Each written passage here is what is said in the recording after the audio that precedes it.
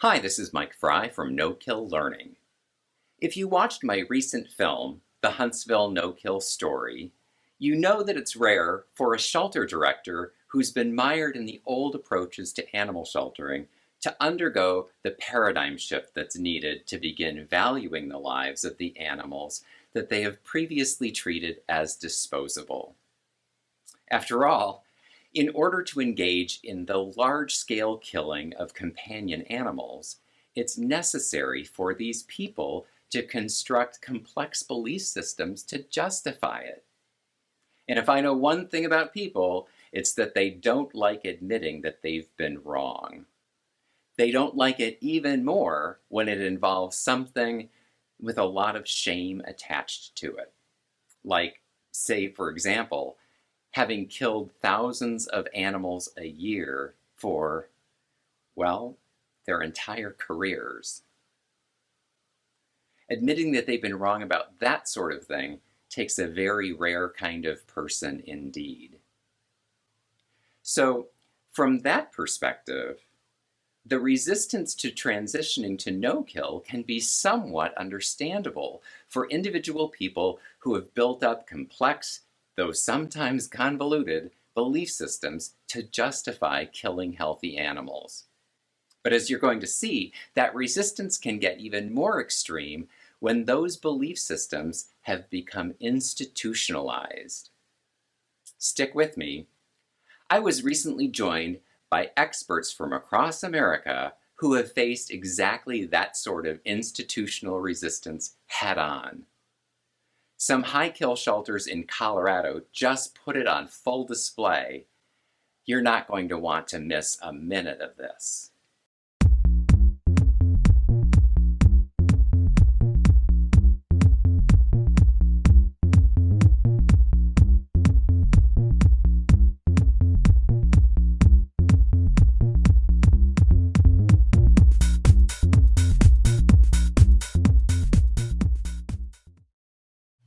I'm being joined by three guests with extensive personal experience dealing with extreme institutional resistance to change from high-kill animal shelters. So I'd like to welcome David Smith, president of No Kill Colorado. His efforts are largely believed to be one of the reasons his home state is one of the safest for shelter animals in the nation. The average live release rate from Colorado animal organizations has been hovering around the 90% mark for years, which is significantly higher than the national average. I'd also like to welcome Aubrey Cavanaugh. She's the author of Not Rocket Science, a story of no-kill animal shelter advocacy in Huntsville, Alabama. She's also founder of No Kill Huntsville. She blogs also on all things shelter-related at pauseforchange.com. That's pause, the number 4, change.com. We're also being joined by Alan Rosenberg, an animal advocate in New Jersey who blogs under the name New Jersey Animal Observer. He's an expert data collector and analyst and understands animal shelter data and statistics probably better than anyone I know. He recently wrote a blog post titled Roger Hastings' Ridiculous Kill Shelter Model, which got us all thinking about today's topic. So welcome to all three of you. Alan, let's get started with you. Can you explain who is Dr. Hastings and what caused you to write your blog? So, hi Mike. Roger Hastings is someone I became familiar with last January when I heard he was going to be presenting at an event sponsored by the New York ACC.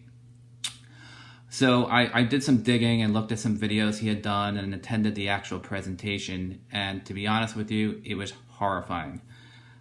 He basically advocated for us to go back to a world where we routinely killed animals to protect their 5 freedoms, so to speak, and also to protect public safety. And he took a particular focus on pit bull-like dogs as being dangerous, which raised the ire of myself and several other groups.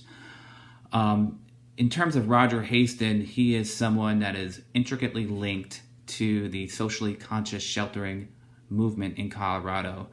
he got his start over there in animal welfare, and everything in his model has been funneled through into what the socially conscious sheltering model supporters are saying at this time. Well, and words like socially conscious sheltering and 5 freedoms, they all sound great. But, Aubrey, you also wrote a blog on this topic.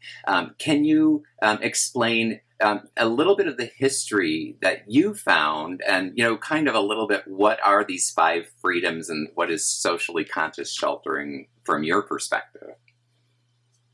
I'd be happy to, Mike. I think most of us have heard the phrase the 5 freedoms before. They're referred to by large national animal welfare organizations and veterinary organizations, but upon doing a little bit of research of the 5 freedoms, I was really shocked to find that they relate to the livestock industry. In 1964, a woman named Ruth Harrison wrote a book called Animal Machines, and the book is still available if you want to read it. And it was about the livestock production industry in the United Kingdom at the time. And the outrage over the book was so extreme that the British government formed a committee to research what was going on in the livestock industry. And the committee did a report to the government about what they found. And they recommended that livestock have the ability to stand up, lie down, stretch their limbs, groom themselves, and move around. And that first committee led to the formation of a second committee that did a more detailed report to the government, and it included what we now refer to as the 5 freedoms, keeping in mind that this had to do with the livestock production industry. This had to do with animals which, for the most part, would become part of the food supply. And the 5 freedoms that were developed decades ago are the freedom from thirst, hunger, and malnutrition, the freedom from discomfort, which has to do with the way in which animals are housed, having shelter and having a comfortable place to sleep, the freedom from distress, the freedom from the freedom from disease and injury, and then the freedom from fear and distress. And all those things sound really good on their face. I mean, we'd all like as humans to have those freedoms. And logically, whether we're talking about livestock or companion animals, of course, we want everyone to have the 5 freedoms. Now, I think it's safe to say that no person or nor animal lives their entire life free from all those things. Those are goals. But the problem comes in when we're dealing with animal sheltering, where we use a benchmark created for the livestock industry as the benchmark by which we make decisions when it relates to animals and animal shelters. And this new... I'm sorry, go ahead. I'm sorry, I was going to say, just because you had just said it, I find it ironic that we would base animal sheltering on an industry where every animal brought into it is only brought into it to be killed ultimately. Every single animal that is in the livestock industry is simply there to ultimately be killed for, the food chain. Well, and I admit I was shocked, Aubrey, when I read your blog, and that history of that terminology and that movement was uncovered, and that the idea that animal shelters for companion animals were using this model and this language that derived from the livestock industry, it was both unsurprising in one way and horrific in another way. I mean, the fact of the matter is we've known that the animal sheltering industry has a history of largely being an animal shelters have been animal disposal centers, basically. So in that way, it wasn't surprising, but it's shocking to me that we're in, 2019, here we are, and these shelters are still using that model. I find it just shocking. Well, and the problem that comes in is, I don't think anybody that's an animal welfare advocate that seeks shelter reform has any general objection to the 5 freedoms, but we can't use them as a benchmark on which we make decisions about whether animals live or die. And that's the problem. There's one freedom that's obviously missing if you look at the 5, they're all great, but if you don't include the freedom to live, any one of those freedoms could be actually used as an excuse for killing. And we've seen examples of that. For example, I'll just say PETA is an overt example of that, where they use those freedoms or ideas around those freedoms as an excuse for killing large numbers of animals. They say they're preventing suffering. They're eliminating suffering by killing those animals. Well, you know what? There's another way that you can, remove distress from shelter animals, and that is to get them out of the shelter. You can adopt them. You can transfer them to rescue groups. You can build large outdoor play areas for dogs that have, are dealing with kennel stress. Killing doesn't have to be the go-to place to, free animals from that distress. And without including the freedom to live, that's the path that oftentimes I think goes down. I was going to say, we see it in our own area, particularly when it has to do with that last freedom, to be free of fear and distress. Well, I can't count the number of times that I've had people tell me that dogs were destroyed because they were suffering psychologically. We all know that kennel stress in dogs, it's a real thing. And dogs do get stressed because, of course, the shelter environment is nothing like the environment that they've known. And shelters are inherently built to prevent the 5 freedoms. If one of the freedoms is freedom from discomfort and another is freedom to engage in normal behavior, well, I don't think most dogs normally live in concrete kennels where they can hear and smell other dogs, but they can't see them. So I hear all the time about, they're suffering psychologically. So, this is essentially the better alternative. Again, it's where we use the 5 freedoms for decision making and where it gives people political cover to have essentially the freedom to kill, whereas we are championing the freedom to live. Yeah, and it's also clearly, cats are also can't express their normal behaviors in an animal shelter when they're crammed into these small little stainless steel cages, with their litter box right next to their food and water, unable to move around or really exhibit any of their normal behaviors. So I would argue, well, I love the 5 freedoms in order for those shelters who are advocating for them. I would argue the best way that they could do that is really redesign their shelters from the ground up, redesign their programs from the ground up, and add the freedom to live. Because without doing those things, there's no, I think, possibility to really live up to the intent of that. All of this is... And Mike, Go ahead. I was going to say, Mike, you make a good point. I think that people need to be clear. I don't have a problem with the 5 freedoms. I don't think any of us have a problem with the 5 freedoms.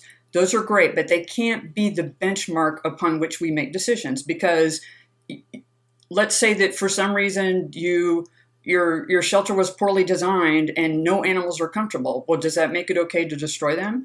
Let's say that a dog ends up in the shelter that has always been a family dog, and it ends up hovering in the back of the shelter or the kennel, and it won't make eye contact.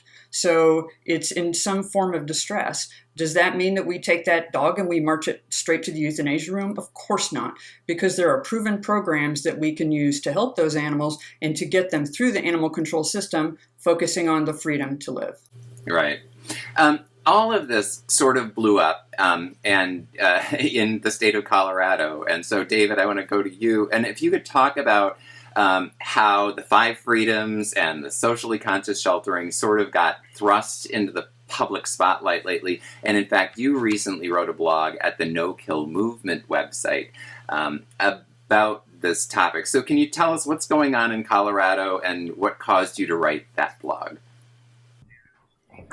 Well, I think the large organizations have. I mean, I've been advocating for no kill for about a decade now. They have opposed me every step of the way, and what I think they saw an opportunity. We had a problem at an excellent small shelter. It's No Kill in Fremont County, and they had some issues. It was in the news. They stepped up, took a responsibility, and said that they were going to fix them, and they're working to do that right now. They're doing a great job at actually addressing the concerns people had. But what happened was the large organizations took this opportunity to basically bash no kill. They basically said, it's failed. That's it. There was a mistake somewhere, so therefore the whole thing is gone. And you should go to socially conscious sheltering. And after Aubrey's blog and looking at the Five Freedoms myself, I started looking at what was going on there. And I wrote the blog Freedom to Kill, because I think that's the freedom they're really looking for. They're giving the animals those five freedoms, but it allows them the freedom to kill. And there's a very good example of this just recently, because Larimer Humane Society, Denver Dumb Friends League, and Humane Society of Pikes Peak region put out a letter saying they were no longer going to work with Fremont for transferring. And the reason they weren't going to transfer from there was because Fremont demanded that they would let them know if they took any transfer from Fremont, if they felt that they were going to kill it, they needed to allow Fremont to take that animal back. And they said they're no longer going to work under those conditions, meaning they want the freedom to kill. They were restricted from doing that for the last year or two, as they are 4 years that they were working with that shelter. And now they're saying, no, we're not going to take any animals from you. We're not going to help you save lives unless if you allow us to kill them if we decide to. There's a lot to unpack in that, and I want to do that. The first piece of it that I want to talk about is the Humane Society of Fremont County. I think we're all familiar with their work. And before the current executive director took over there, David, what was the kill rate at the Humane Society of Fremont County before new management came in? It was like 50% or something like that. In 2013, it was about 50% of all cats. 1 in 2 cats walking in the door left. Well, they didn't. They left through the crematorium, and more than 1 in 3 dogs. So this was the worst performing open admission shelter in the state. For the past 4 years, he's achieved 95% or higher every year, as high as I think 98% one year, or 97.8% one year. So when you look at 2017 numbers, for example, the last official numbers in Colorado, what we have is 23 animals lost their lives at Fremont. I believe that they were all euthanized because they were irremediably suffering and they could not help those animals. When you look at that number compared to the fact that there were like 600 cats the last year before the management took over, just cats alone, not even dogs, it's unbelievable the change that is there. Every shelter needs to constantly improve, and this shelter may have made a mistake here or there, and they need to address that, and they did. They publicly came out and said, we're going to address that, and they moved forward. That's what good shelters do. And the large shelters have got on the attack. But there's a really critical point I want to get to about that, because it gets to, I think, the integrity of the authors of this public letter that went out. And that is, I mean, the big controversy in Humane Society of Fremont County is that the state did a routine inspection. It's something that the state does in Colorado, and we encourage other states to do more things similar to that. And there were a couple of what I would describe as relatively minor issues that were uncovered during that state inspection. The issues were dramatically blown up. I would argue blown out of proportion by these shelters that are very wealthy shelters that you mentioned, Denver Dumb Friends League, Larimer Humane Society, and the Humane Society of Pikes Peak. This really made a big deal out of these violations that were found during inspection. But within a matter of days, all of those violations had been addressed, and even the state of Colorado had said that they've come into compliance. In fact, they had come into Humane Society of Fremont County had come into compliance before the letter that these shelters put out was even published. So they really clearly seem to me to have made a big deal trying to attack this small shelter that is literally saving thousands more animals every year than it used to. Did I get any piece of that wrong, David? No, no, because that inspection happened, I think it was like on a Thursday, and I had reached out to them to see what was going on. And by Monday, they were ready for the inspection. PACFA, the oversight organization, actually said they wouldn't be back for a month. I think it was May 7th when they were coming back. Fremont was ready in early April to bring them back and say, we addressed everything. Anyway, when PACFA did come back, they basically passed the inspection and they're good. So as far as the state laws, and which are what were being used against them for the most part, were addressed immediately, but then the shelters came out to attack them afterwards, and they're attacking them to attack the entire no-kill movement. Well, and I think that's the issue, is that there's a web page on the Denver Dumb Friends League website. There's a page about socially conscious sheltering, and it talks about the 5 freedoms. And I think we'd all be okay with that. But the problem is it goes past the 5 freedoms, and then it essentially goes on a no-kill bashing fest. It says that no-kill means animals don't get proper care. It's institutionalized hoarding. It means that no-kill is slow kill. They went too far by, instead of just taking a position and stating what their mission is and what their standards are, by then turning and trying to paint the no-kill movement as a whole as this bad thing. That's the thing that just blew my mind, which is why when I did my blog, I called it Socially Conscious Sheltering, proving that time travel really is possible. I mean, if the bar for them is going back to the 5 freedoms developed decades ago, while at the same time trying to paint no-kill philosophies and programs in a negative light, in spite of the life-saving happening at the Humane Society of Fremont County, it's just mind-boggling. Well, to me. But this is an organization that has a lot of money and influence. Yeah, I mean, What they actually published, I believe, is misinformation, misdirection, and sometimes outright lies. I mean, if you look up No Kill 101 from the No Kill Right. Advocacy Center, or you go to No Kill Learning, and you look at the No Kill equation, medical and behavior is in there. There's nothing in there about keeping an animal forever. The idea is to get an animal into a loving home. Like I said, it's either misinformation or it's outright lies. And the information that shows that is readily available, and they know it. They just want to make sure that they set that stage before anyone actually gets a chance to read the material of how no-kill works. well, And how I we know mean, I it. think this whole thing is based off of, this whole social conscious sheltering philosophy is basically all based off what Roger Haston has been saying. And when I looked at essentially the I foundation agree. for Roger Haston, he basically has a model he puts out there that has such outlandish assumptions Well, and and missing key variables and inputs that it leads to erroneous results. So when you compare basically the foundation of socially conscious sheltering, i.e. the Roger Haston model, to successful no-kill animal control shelters, their results compared to the results predicted by Roger Haston's model is completely different.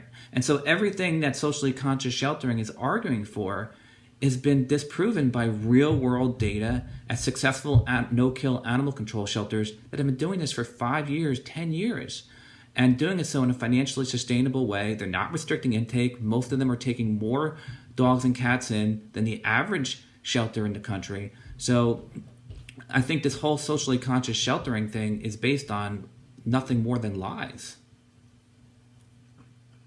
I would like to point out that this is kind of an interesting fact because I met with the CEO of, she wasn't the CEO at the time, I believe, the CEO of Denver Dumb Friends League last year. And that's when she had revealed to me that they're actually doing a $40 million rebuild of their facilities, an expansion. Wow. And part of that is an expansion of medical facilities, which frankly I'm optimistic about. Why would you expand those if you don't believe you have a better opportunity to save animals that might need medical care, for instance, instead of saying, there's nothing we can do. That's why this many animals died in our shelter this year. They're expanding those facilities to actually increase capacity for medical care. That's a good thing. I actually agree with that. They don't talk as much about behavior. Behavior seems to be the battleground right now. Everyone is kind of poo-pooing that basically No Kill doesn't care about public safety, which we know is not true. We've seen the statistics on that as well out of Austin and other places, and they're really riding on that.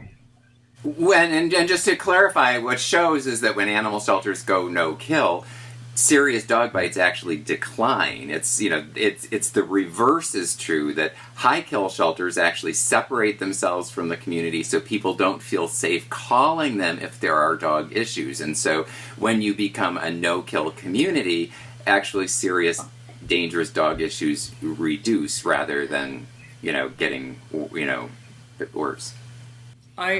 I agree with Mike, and even though we still have some problems in Huntsville and there's some fine-tuning to do, with which we at No Kill Huntsville, we still take issue. We're still being outspoken about, like, dogs being destroyed for kennel stress. Just as an example, and I won't give you the statistics for every month because they're not really important.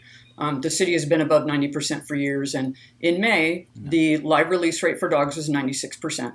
That doesn't mean that dangerous dogs are being shuttled out in the community. What that means is they're doing a better job of reducing intake, a better job of increasing the output. So just because a no-kill community has a high live release rate for dogs doesn't mean, oh, we now have dangerous dogs in the community. We have not had a dog bite fatality or a serious injury related to a dog, and I don't even know how long. I don't think we've ever had a dog bite fatality in Huntsville or Madison County.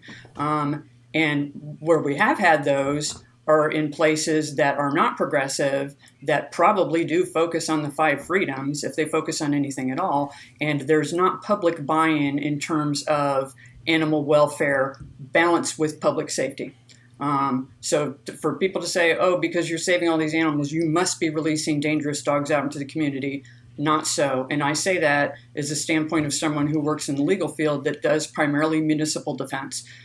We represent cities, we represent counties, and like Mike said, when a community becomes more animal aware and has more buy-in about how the public or the shelter functions, and they see it as a place of answers and not as a place of death, people change their own behavior accordingly. Well, and I think at the same time, not just the public, but the shelter has to become more behavior aware, right? What we see is that I think No Kill's approach to treating animals as individuals gives us a better understanding of the actual behavior of the animals that are in our care. I've got to get us back to, we were talking about this letter, and I said there's a lot to unpack there, and that was like the first part of it. So there really is just so much to talk about in this letter and this position that these shelters are taking. The first thing I want to point out, because it has to be part of this conversation, is that these 3 shelters who wrote this letter about the Humane Society of Fremont County, number one, there's a couple things about the 3 of them, and again, that's Denver Dumb Friends League, Larimer Humane Society, and the Humane Society of Pikes Peak. It's not uncommon for, kill shelters to have issues or with inspections from the state as well, and I would like to go on record as I've never heard a peep out of any of them when a kill shelter gets in trouble for killing an animal that they shouldn't have killed or failing an inspection. They're remarkably silent when that happens, and that those are 3 of the shelters in the state that have the poorest live release rates and have some of the largest budgets. These are large institutional organizations who have built amazingly large bankrolls. I mean, what, David, you just said that Denver Dumb Friends League is looking at rebuilding their facility to the tune of $40 million. I mean, they have massive... Right, and we know, the last time I checked, they have assets of over $75 million. I think they bring in over $25 million a year. HSPPR has, over $10 million in budget.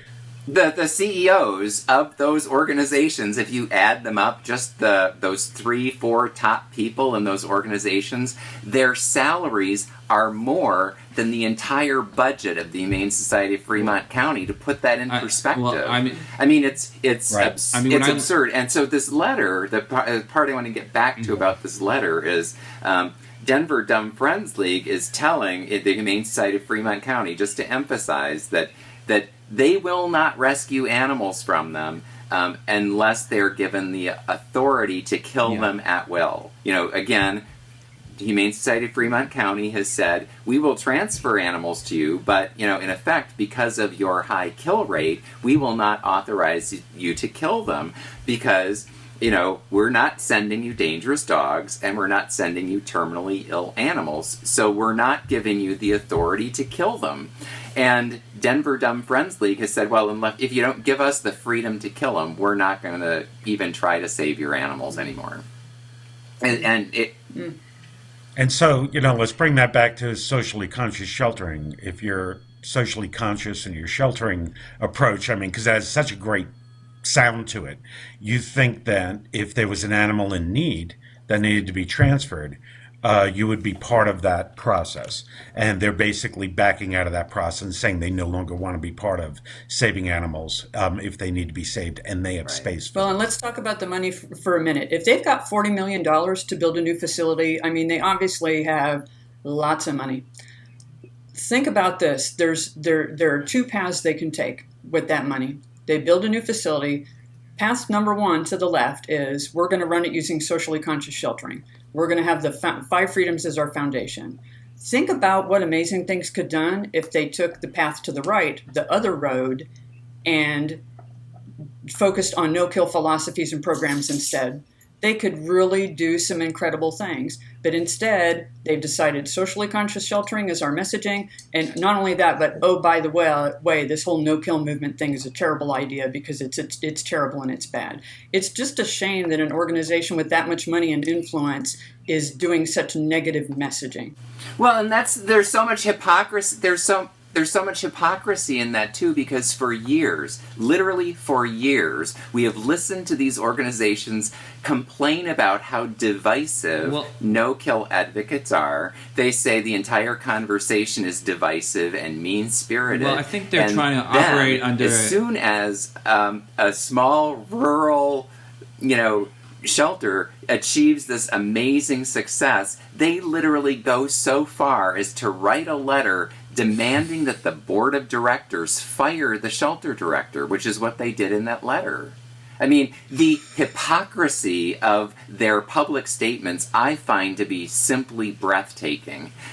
They are. It's amazing the power that they wield here. As I said, for 10 years I've been opposed by these organizations to one degree or another. This is probably the boldest thing they've done to date.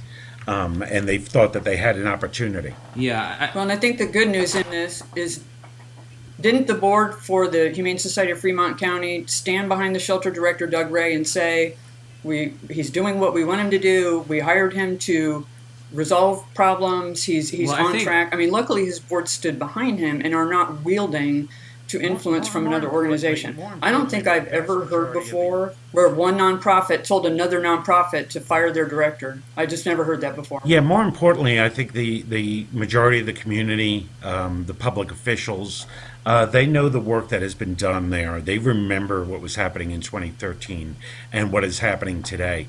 So, locally, which is the most important support that he needs, they are getting. At this time as well. So it's not just his board.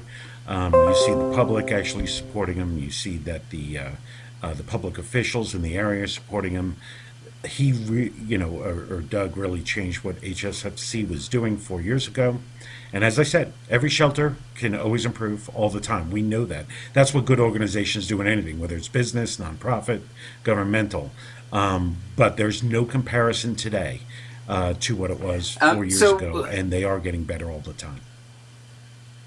Well, I think you have to tie this into the model that Dumb Friends and Humane Society of Pikes Peak and all these others want to go towards. They basically are saying, well, we want to operate under a pet store model. If you look at their data, while these shelters are killing lots of animals, they're transporting tons of dogs, especially puppies, in from southern shelters. So they have to be seeing Humane Society of Fremont County and CAPA in particular as threats to this model. Because these people at these organizations, I think the 2 CEOs that work partial years at Denver Dumb Friends League, they brought in $535,000 of compensation. Right. That's how much they paid the CEO last year. So there is a huge incentive for them to keep that income, because that income is supporting a lifestyle that they won't be able to easily replace. It's not like they can find a $535,000 job in animal sheltering very easily. And the easiest way they can keep the status quo is bring in easy dogs, kill the ones that require little work, and operate that way, because they're going to bring in lots of donations to fund their salaries, and that's what their incentive is. So when they see an upstart or disruptor in the industry like a Humane Society of Fremont County and laws like CAPA that increase scrutiny on what they're doing, they're going to resist, and in this case, they're lashing out pretty aggressively. And if you read Dr. Hastings, statements or see his presentations, I mean, they literally talk about, destroying the animals that are harder to adopt, and while they promote importing more desirable animals from other places. And I think that is largely a pet store model. I would argue it's a profit model. It's about generating income and money, because it's so much easier to take a cute little puppy from, say, Houston and bring it in and turn that puppy around into a sizable adoption fee that would go out very quickly, and then just turn around and kill the dog that might need a little more TLC at the shelter. And they seem to be openly advocating for that model of operation, which to my view is not what animal rescue is supposed to look like. I think Alan is exactly right. And just to be clear, that's not Right. new, right? Because I saw Hastings actually, he actually presented 3 or 4 years ago at something called the Claw Caucus here in Denver, which is a caucus with some state representatives where people present. It's very hard to get to present there. I've yet to do it. But when I saw Hastings, he came up with this model and showed how shelters who try to do no-kill are going to be overburdened in 6 months or something like that and never recover. And I walked up to him afterwards and I said, well, I saw that the shelters that you looked at, I'm like, did you look at a Fremont? Because they've been going and they actually haven't hit this. Yeah, they fill up and then they empty back out, and they still maintain an excellent save rate. I said, or even in Austin or any of the hundreds of communities that you could see. He said, they don't fit my criteria. And I said, well, is your criteria simply that they have to fail in order for you to look at them? And that's kind of where the conversation is. Well, I mean, his model was so outlandish that he predicted that in his example that was supposedly proving that a 95% dog life release rate shelter will financially implode and lead to abject cruelty.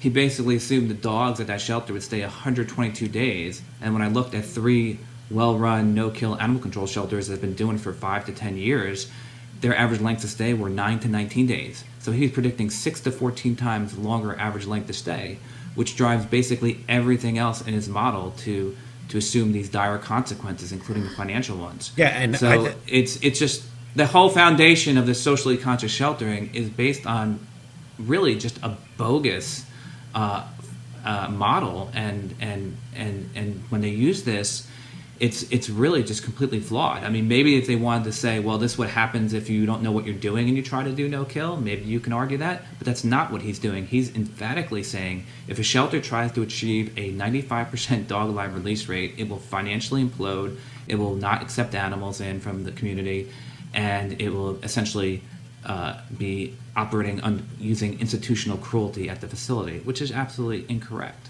based on real-world experience we have at countless shelters. Well, and the fact is, every year a growing number of shelters join the no-kill celebration and achieve live release rates of, more than 95%. Interesting, Austin was brought up this year. They raised their minimum threshold for live release rate from 90% to 95%.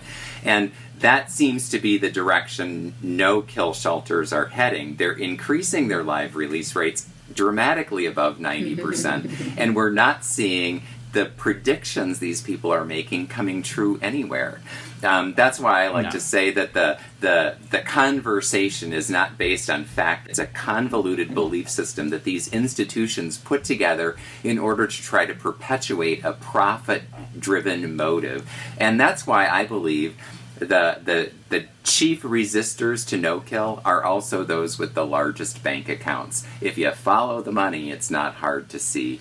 We are unfortunately out of time, everybody. I would like to thank you all for your ongoing work. It's a fascinating conversation. We'll stay in touch and continue to follow the goings-on in Colorado, New Jersey, Huntsville, and beyond. Thank you all for joining me, and take care. I told you you wouldn't want to miss that. It makes sense that the greatest resistance to change comes from those who benefit most from the status quo. So it's unsurprising that the shelters with the largest budgets and the poorest save rates are the ones who resist no-kill sheltering the most. And as frustrating as this situation can seem, I think it points to some remarkable progress regarding the no-kill movement overall.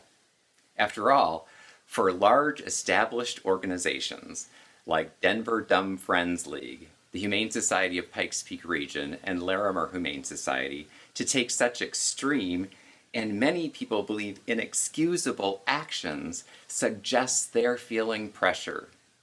And if I know one thing about social change, it is that in the end, such resistance will be futile. The USA will become a no-kill nation in spite of resistance like that. And their actions will look even more inexcusable in greater historical context. So stay tuned. It will be an interesting story to watch as it unfolds. Be sure to like, follow, subscribe, and share, and thanks for watching.